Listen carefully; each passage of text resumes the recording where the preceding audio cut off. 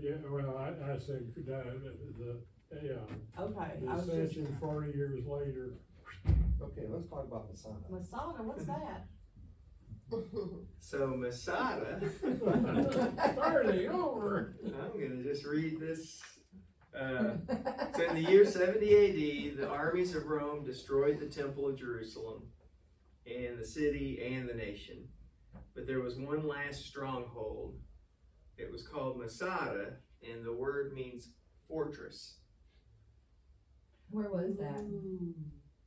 in Israel. Yeah, it's up in the mountains outside of Israel, yeah. On a plateau. Yeah, it's like, draw it like this, Gwen. Okay. So, you know, to look at this thing, it looks to me like it would be impenetrable. I mean, the sheer size of these cliffs straight up and down, how would anybody get up there? How do they get food? Well, I mean, it looks like there's nothing but That rock out was there. the big problem. You know, you can wait them out. So, as Kurt said, Masada was built by King Herod the Great. It was a mountain fortress. When Jerusalem fell, the soldiers and refugees fled the city and they joined the resistance at Masada. So there was already a resistance there, but the people who were able to escape Jerusalem with their lives, this is where they went. So the center of the Jewish struggle moved from Jerusalem, and now that Jerusalem was in ruins, the center for the struggle was in Masada. This was the last holdout. It was reported that there were 960 Jewish people in this last stand at Masada.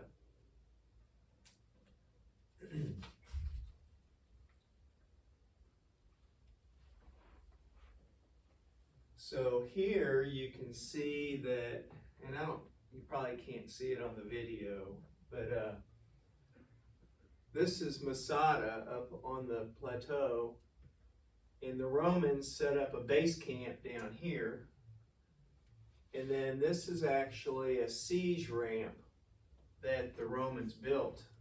So they hauled dirt and rocks. I can't even imagine how much they had to haul to build a siege ramp that would get up that cliff. Romans were master engineers. Yes, they were. Yeah. So the Romans conducted a siege on Masada in 1973, 74. Not 19. I was gonna say, Yeah. wow, really? 73 and 74. I was distracted because later we're going to talk about that. Originally they thought it was 73, and then we'll talk about it, but they've determined no, it had to be 74. And they finally breached the wall of the fortress with a battering ram on April 16th of 73, or more likely April 16th of 74 AD. So upon entering the fortress, what do you think they found? Bunch of dead people. I know. They all committed suicide. Right, so you have heard, you do know Oh, about yeah. Masada. Oh, yeah. So I what don't meet Steve all the time. On the eve of their Take over. entry, yeah, everybody up there committed suicide. James Jones was there with him. Stop it. All Yeah, these they little drank the Dixie cups Kool-Aid. full of Kool-Aid were laying around. Yeah. Oh, wow. Not That was really. a whole lot better No, I than mean, falling into the they hands of the Romans. did that. They didn't get tortured, you know what I mean? They would have been So, tortured. yeah, Yeah, every single one of them committed suicide. Wow. and there was men, women, and children there, so, Mhm. yeah. Oof. But it was do it ourselves or be tortured, and no one wanted to see their Look family at how much members. water there is around there. Yeah, there's no water. Yeah. And so the Romans were just, you know, they just had no water. And to taunt them because there were springs in Masada, they would just take water and throw it over the sides of the hill just to say, hey, look, Oh, you're saying the Jewish people had water? oh, they had plenty of water, Okay. but the Romans didn't. Didn't look like they would've. No, I know Well, they it. did. They could have thrown water balloons at them. But I mean, think about, there's a fortress there, it was built there for a reason, so Mhm. there had Yeah. to be a reason that location, Right. anyone could stay up in there for a while. Is that ranch still there? Apparently, because I think this is like a real- satellite Real picture, picture, okay. or not satellite, but aerial picture. Aerial picture, it's still there, I'm seeing pictures of it, yeah. In 1963, now I meant to say 19. So, in some of our lifetimes, A few. If I get smart. You were already 40, weren't you? 1963, well, let's say I graduated college. so in 1963, the resurrected nation would return to its ancient grave to excavate it. So they returned to Masada in 1963 in order to excavate it. In effect, Israel was opening up its own grave. And during this excavation of Masada, they dug up parchment scripture. And the most prominent of these was a prophecy from the book of Isaiah, the Valley of the Dry Bones, which we talked about last week. So hidden in the grave was a prophecy of the resurrection. Another coincidence. And the prophecy had been waiting there for at least 2,000 years for somebody to come and dig it up. Waiting for just that moment.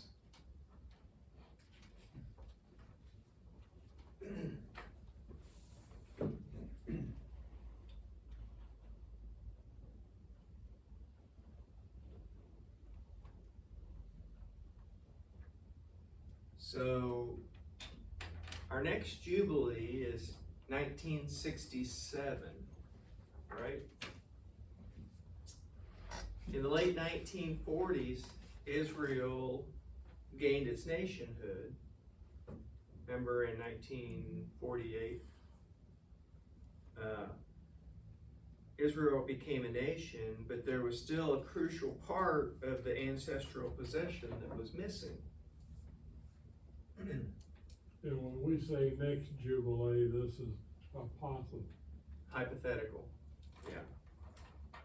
Starting with the 1867. Pardon? Starting with 1867, Yeah, when Mark Twain did his, this is hypothetical, this is our what if scenario. So that our next Jubilee would be 1967. For the nation of Israel, there was one possession in this world that was above all others, and that was Jerusalem. They didn't get Jerusalem back in the partition plan. did they get part of it back or just, They ended up getting some of the suburbs, but none of the walled city. So when they got it back, they didn't get the whole, No. their boundaries were changed. Remember when they did the partition plan, Mm-hmm. the I United thought they got Nations, the old quarter. I don't know. I'm under the impression they did not get any of Jerusalem, but I couldn't argue it. Yeah, I couldn't even. Uh, Where's the gentle giant when we need him?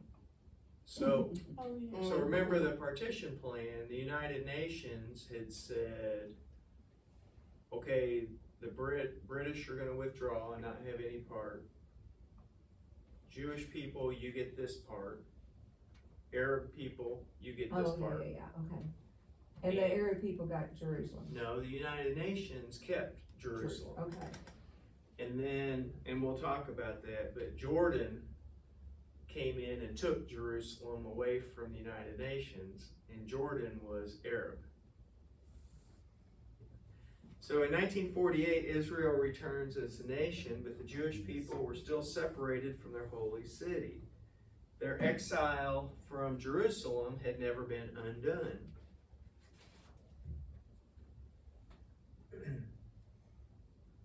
And we kind of got ahead of ourselves. But when the United Nations came up with the partition plan, Jerusalem was cut off from the newborn nation. The city was placed under United Nations control. But basically, they just took a pencil and went, there's the line. Mm-hmm. In 1948, Jerusalem seized the city, Jerusalem, from the United Nations, along with the West Bank. Jordan was one of the Arab nations seeking Israel's destruction. So now they own Jerusalem. Israel was able to take control of the city's more recently built suburbs, known as West Jerusalem. And maybe that's what you're talking about, Kurt. I don't know. But its ancient and biblical capital, the walled city, lay in the hands of the enemies. Jewish people were now banned from setting foot in the holy city. So they weren't even allowed to go there. They weren't even allowed to step foot there.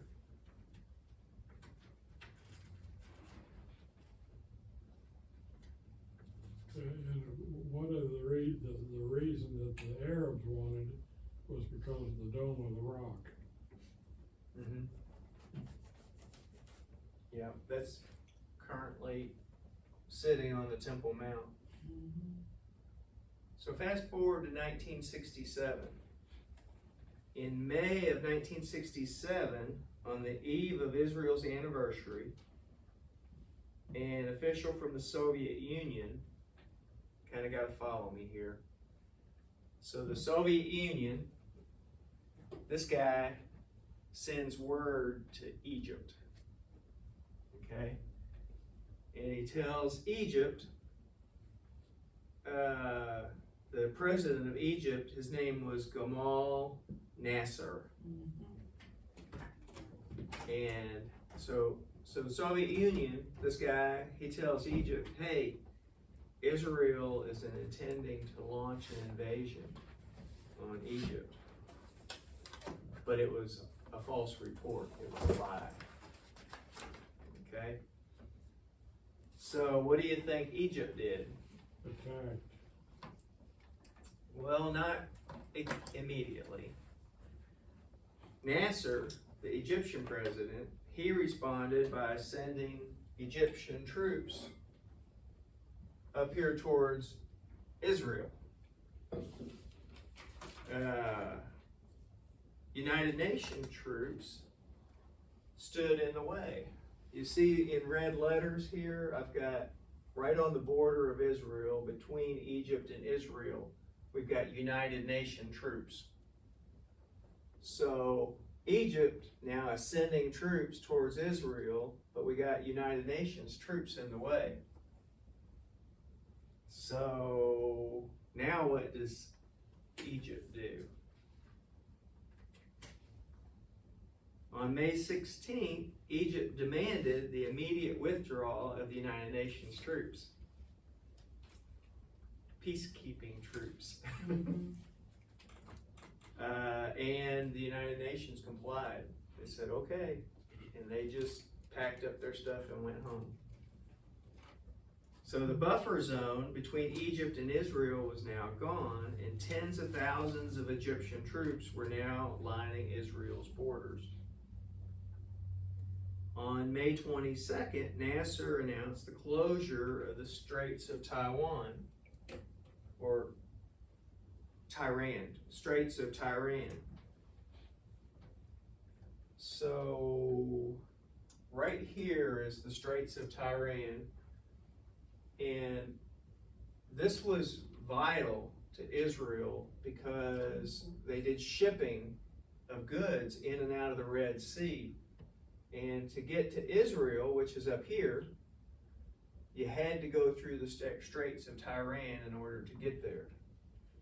So Egypt basically did a blockade and secured this so that Israel could get no shipping in and out. And they controlled the Suez Canal, so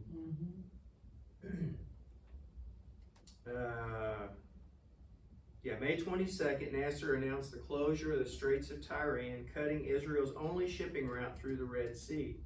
This was an act of war. On May 30th, about a week later, Egypt entered into a military pact with Jordan. So Jordan is over here. So you got Egypt now coming this way, and you got Jordan coming from over here.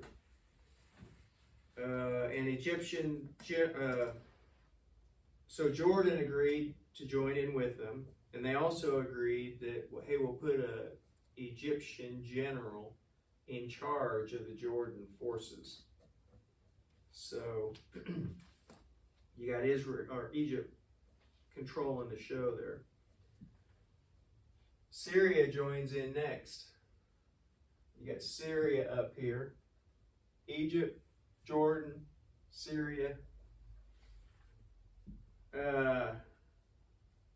So by June, well over 200,000 enemy troops were massed along Israel's borders. Israel was outnumbered on every count. The Arabs had been armed by the Soviet Union. Remember, the Soviets are the one that started this mess.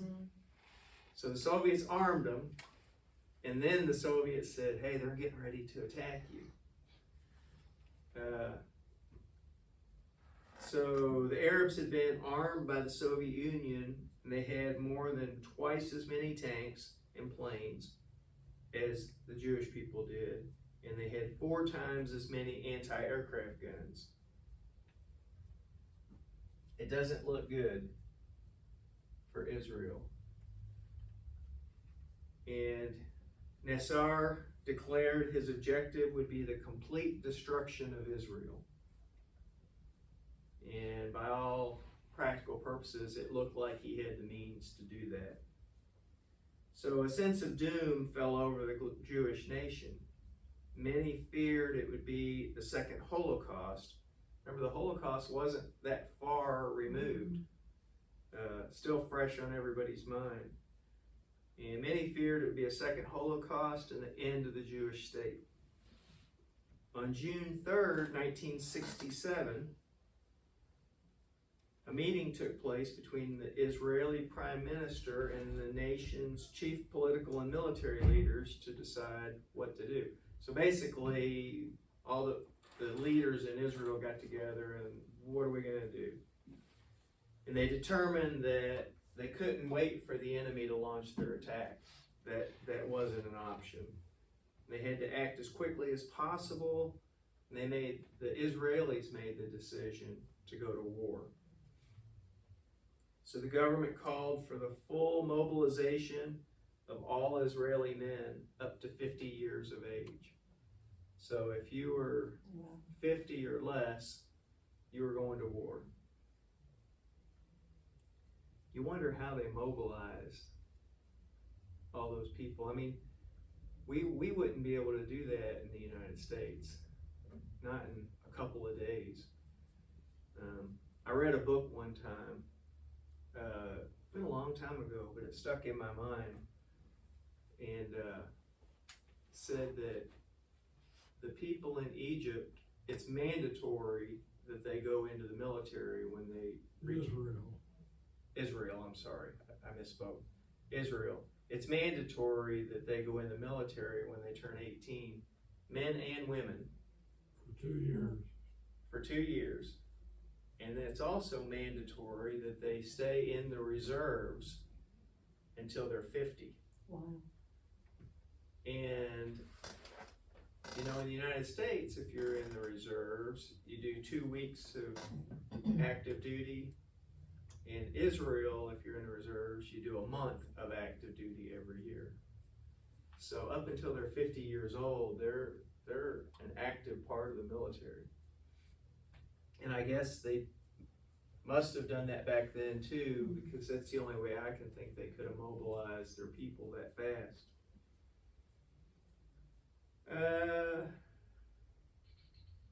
Yeah, the government would call for the full mobilization of all Israeli men up to 50 years of age. The emergency meeting took place on June 3rd. Okay? And June 3rd was a Saturday, and the Sabbath. So the parashah that was predetermined to be read on that particular Sabbath was Numbers 1, verse 1 through Numbers 4, verse 20. And Numbers 1 describes God telling Moses to take a census of each tribe and prepare for war. This was exactly what Israel decided to do on June 3rd, 1967, the very day this scripture was being read in every synagogue in the world.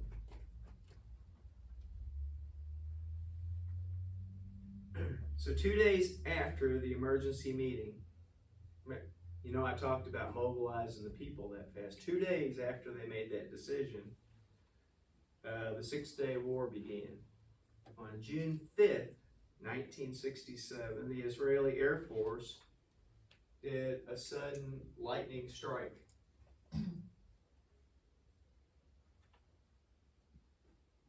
And the result of that was the Egyptian Air Force was destroyed.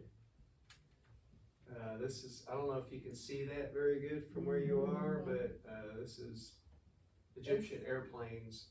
That's pretty precise. Yeah. That's incredibly Destroyed. precise. Yeah. When's that date again? I'm sorry? When's that date? June 5th, 1967. Yeah, a little bit of duct tape. Yeah, I don't think those planes are usable.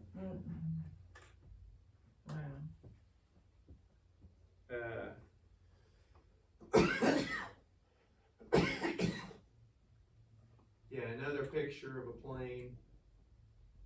So big.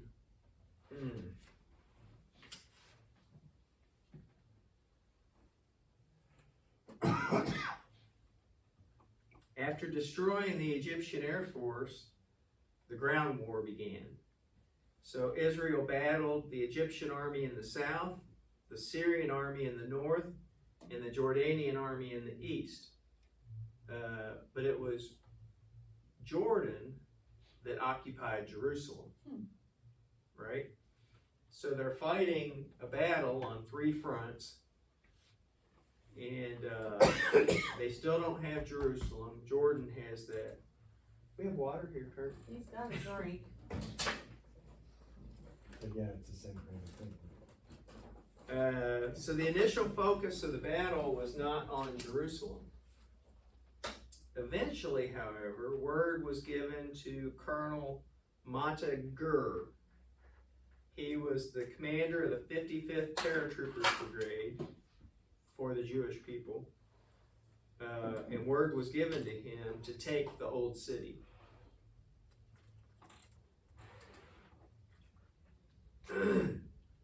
So he led his men to the sealed gate of Jerusalem's east wall.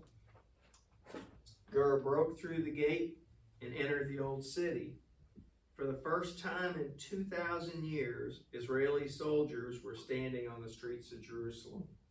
Remember, they weren't even allowed to step foot there. So for the first time in 2,000 years, Israeli soldiers were standing on the streets of Jerusalem.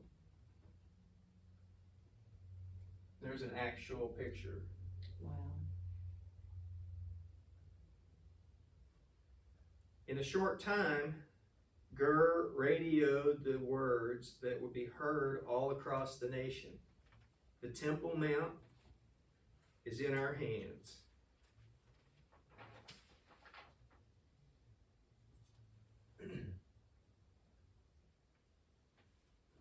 It was June 7th, 1967, a day that the nation's 2,000-year exile from the holy city of Jerusalem came to an end, in the year of our hypothetical Jubilee. So there was a guy named Rabbi Shlomo Goren. Easy for you to say. Anybody heard of him?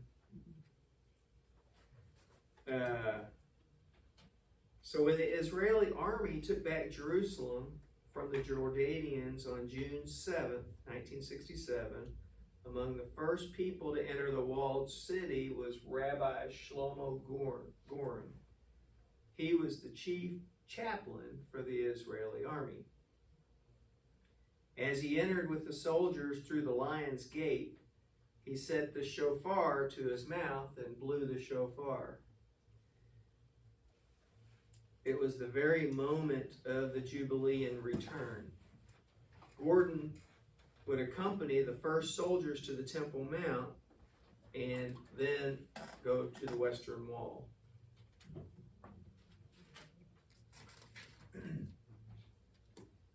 Here's a picture of him blowing the shofar. Standing at the Western Wall that day, Rabbi Goren again put a ram's horn to his mouth and blew it.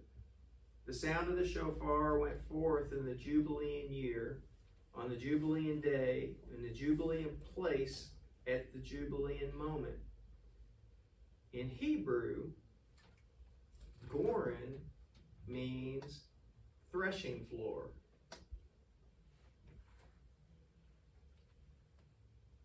Anybody know where the Temple Mount originally came from?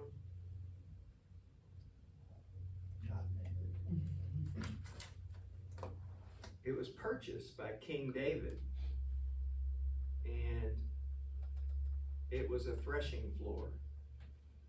Is that the one the guy wanted to give him? But he said he would buy it. Mm-hmm. He didn't wanna offer anything to God that he had not sacrificed for or paid for, yeah. Yeah, it was a threshing floor, and King David bought it and used it for, Solomon used it for the Temple Mount. So yeah, the name Goren in Hebrew means threshing floor. So the rabbi named Threshing Floor, whose feet literally stood on the threshing floor, the Temple Mount, sounded the shofar on the day of the threshing floor's redemption. So what's the significance of June 8th, 1967? Jerusalem was taken back on June 7th, 1967. So the morning after Rabbi Goren blew the shofar in Jerusalem would mark the first time that the sun had risen on a Jerusalem under Jewish sovereignty in 2,000 years. And it was June 8th, 1967. What's the significance of that? If you remember,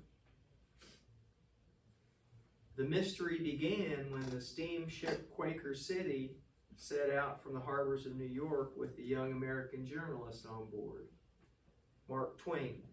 It all began on June 8th, 1867, exactly 100 years earlier to the exact day. That's when the audience goes, ooh, ah. Ooh, Except ah. that's not when he was in Israel. No, it was not. That was when he embarked on his journey. That was also your third birthday. I was thinking that. There was also what? I wanted to say Your it, but third I didn't. birthday. June 8th, 1967, you would have been 3. That was your third birthday. Oh, my third birthday. Oh, I thought you were about 1867. No. You were about that. He was good for his age.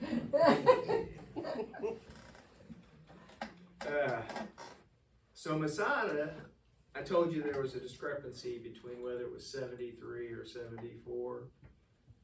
Masada was originally assumed to have fallen in 73 AD, but that was before the discovery of Latin inscriptions that dated the reign of Flavius Silva, the Roman governor of Judea, who laid siege to Masada. The inscriptions ruled out the year 73 as too early. Thus, the fall of Masada was determined to be in 74 AD. Wikipedia cites two sources that say Masada was breached on April 16th. Thus, the date that Masada fell was April 16th of 74. And that was about 4 years after the fall of Jerusalem. So at Masada, they held out for about 4 years after Jerusalem was destroyed in 70 AD. In the Jubilee, everything happens in reverse. Israel would declare Jerusalem as its capital. Jerusalem would become the only national capital that would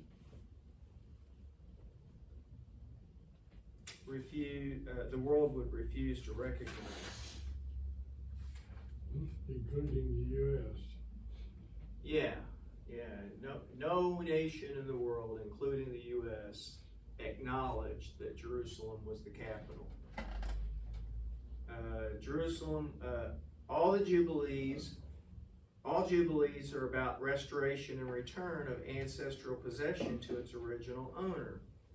In our theory, our hypothetical Jubilee, each Jubilee continues that which was begun by the Jubilee that came before it. It restores that which was not restored in the preceding Jubilee. In the Jubilee of 1917, the Jewish people were promised a homeland, but Jerusalem was missing. In the Jubilee of 1967, Jerusalem was returned. Even though Israel declared Jerusalem its capital, there's no legal recognition in the form no legal recognition of this from the nations of the world. In the return of the exiles from Babylon, that legal authority was given by the greatest power in that age. Remember, it was Cyrus.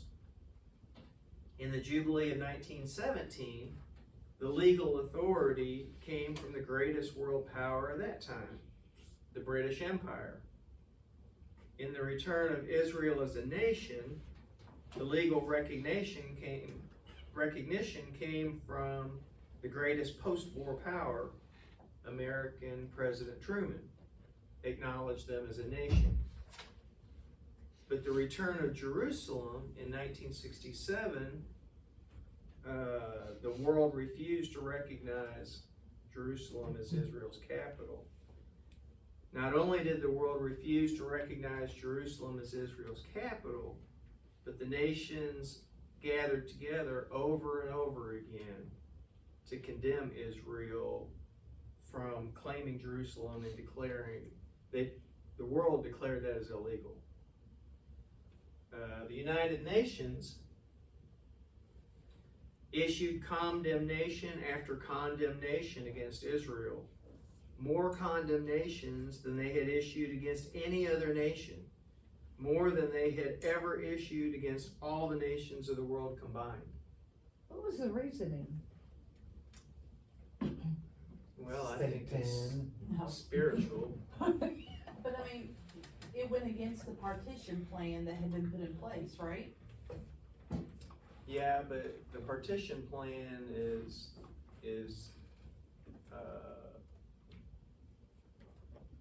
Wasn't that a UN sanctioned That was- thing? that was- The UN just- yeah, yeah. so they decided, here's how, to make everybody happy, let's just split it all out this way. So during this attack from Egypt, it looks like they went in and recaptured something that had been partitioned off from them. But remember that the partition plan, the UN kept Jerusalem as UN, and Jordan actually took it from the UN. Gotcha, okay, I think the partition plan's kind of out the window at this at this point. point, so, okay, Yeah. it's a free-for-all.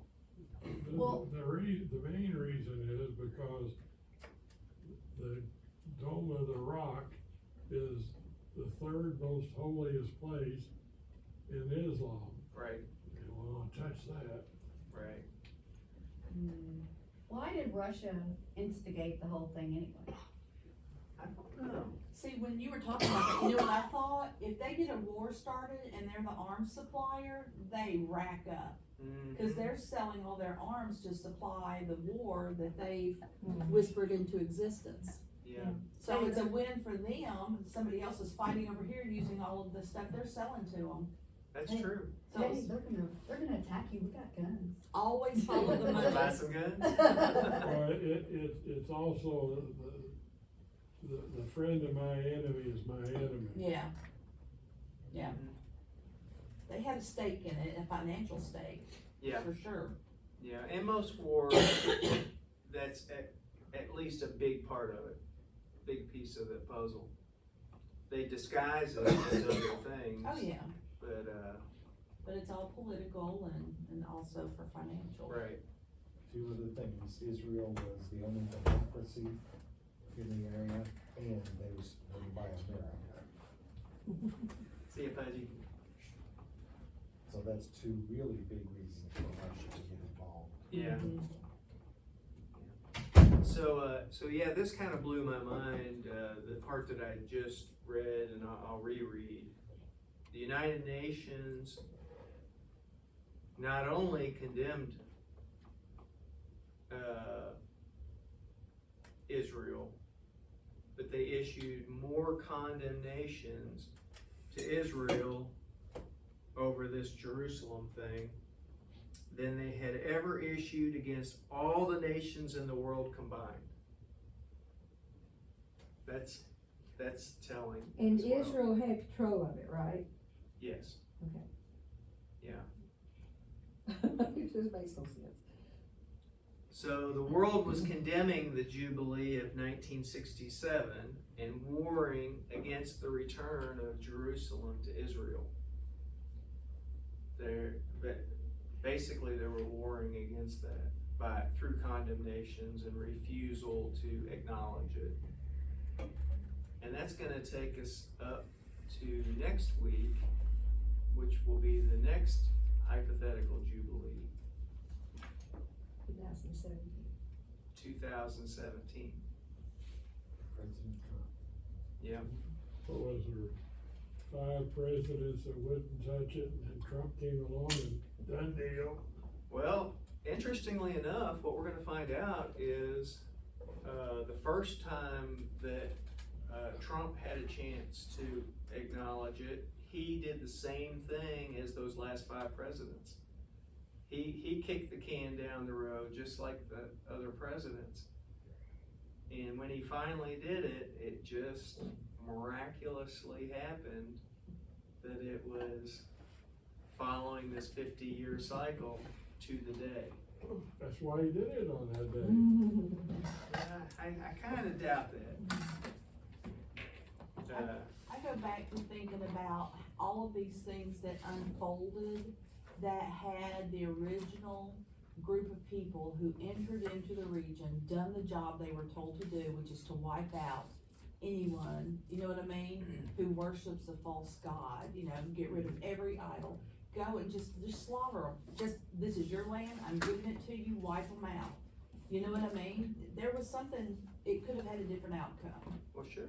And, I mean, I think about that, just, it's for us too. If we will do what he tells us to do, there can be a different outcome than all the consequences of our refusal to be obedient. Mm-hmm. Yeah, absolutely. Well, that's all I got for this week. That's all she wrote.